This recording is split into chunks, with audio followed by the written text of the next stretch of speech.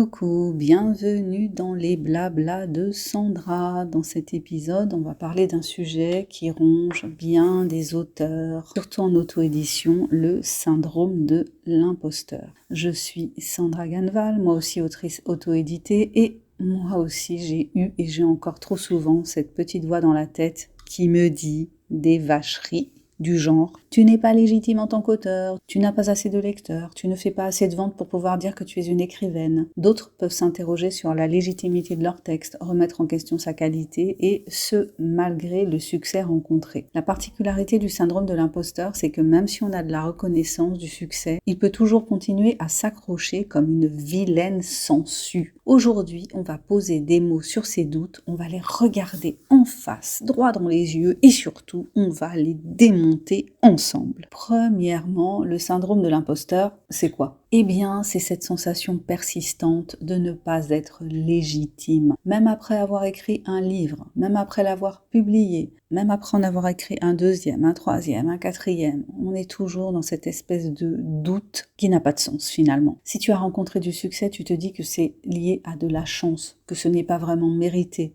que les autres, eux, sont de vrais auteurs. C'est un phénomène ultra courant et il touche surtout les personnes compétentes, celles qui se remettent en question. Donc si tu l'éprouves, paradoxalement, c'est bon signe. Pourquoi il frappe fort en auto-édition ?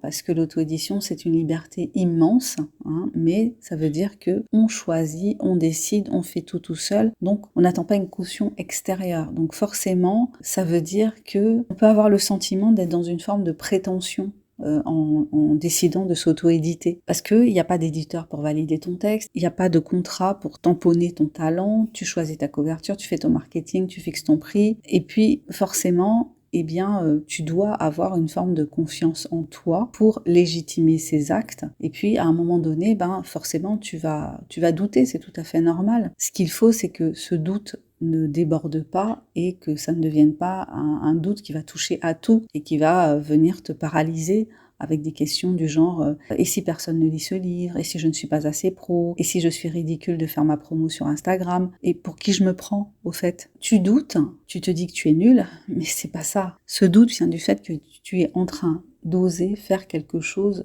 d'extrêmement courageux que tout le monde ne fait pas, tu es en train de t'exposer. Je vais te proposer 5 idées pour avancer malgré le syndrome de l'imposteur. Premièrement, d'accepter qu'il soit là. C'est un mécanisme de protection.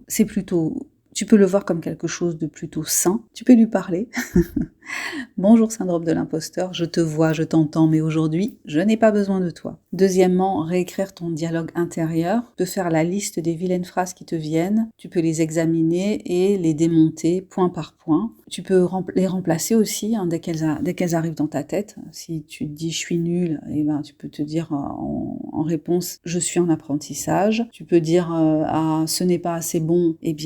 En tout cas j'ai énormément travaillé, j'ai fait tout ce que je pouvais pour que ce soit correct, donc il n'y a pas de raison. Je vais le publier, je verrai bien le résultat. Troisièmement, crée-toi une preuve de ta légitimité. Tu peux avoir un petit dossier ou une petite boîte, un petit pot dans lequel tu vas mettre, par exemple, les commentaires 5, 4 et 3 étoiles de tes lecteurs. Voilà, c'est une boîte à victoires, en fait, un dossier de tes victoires en tant qu'auteur auto-édité. Les messages privés que tu as pu recevoir qui étaient super encourageants, les statistiques de tes ventes si elles te boostent. Tu y reviens quand tu te sens un peu down, quand tu sens que le moral est bas, tu y reviens. Quatrième proposition, entoure-toi d'autres auteurs, pas pour te comparer, mais pour te rappeler que tu n'es pas seul. Voilà, comme ça on peut échanger, on peut se soutenir. Rappelle-toi que tous les écrivains, même ceux qui sont publiés par des grandes maisons d'édition, doutent parfois. Oui, il y a un exemple qui me vient, c'est celui de John Kennedy Toole, qui a écrit un roman qui est un classique américain, qui s'appelle La conjuration des imbéciles, et il a envoyé son roman, je ne sais plus à combien d'éditeurs il a envoyé son roman, et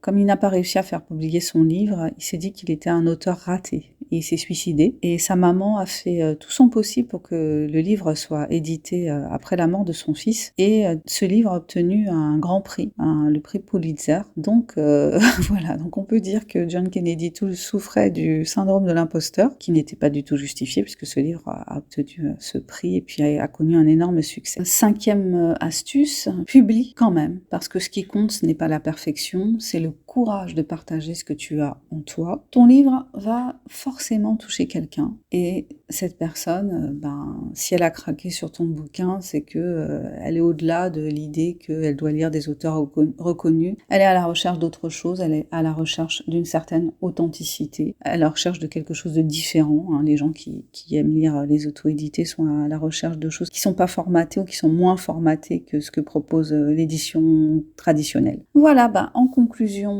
je te dirais que si tu as écrit un livre, que tu l'as relu, corrigé, mis en forme, alors tu es un auteur. Comme disait Jacques Lacan en psychanalyse, on ne s'autorise que de soi-même. Et dans le cas de l'auto-édition, dans le cas même tout simplement du fait d'être écrivain, c'est toi qui t'autorises à être écrivain. Il n'y a pas de diplôme pour ça. Donc, à partir du moment où tu te définis comme un auteur, comme un écrivain, tu l'es. Point. Donc, ose le dire, ose t'appeler ainsi, ose te nommer ainsi, ose signer tes mails ainsi. Ce qui compte, c'est la vision que tu as de toi-même en tant qu'auteur. Peu importe que tu n'aies pas de contrat, peu importe que tu n'aies pas fait d'études de lettres, tu es auteur parce que tu écris. Et j'espère que dans ce podcast, je te donne la permission de le croire. Je te propose de te trouver un petit mantra d'auteur, celui qui te portera les jours de doute. Merci de m'avoir écouté. Si cet épisode t'a parlé, n'hésite pas à le partager et à m'écrire en commentaire pour me dire comment tu vis le syndrome de l'imposteur et quelles sont tes astuces pour le surmonter. Et surtout, continue à écrire, continue à progresser dans l'écriture,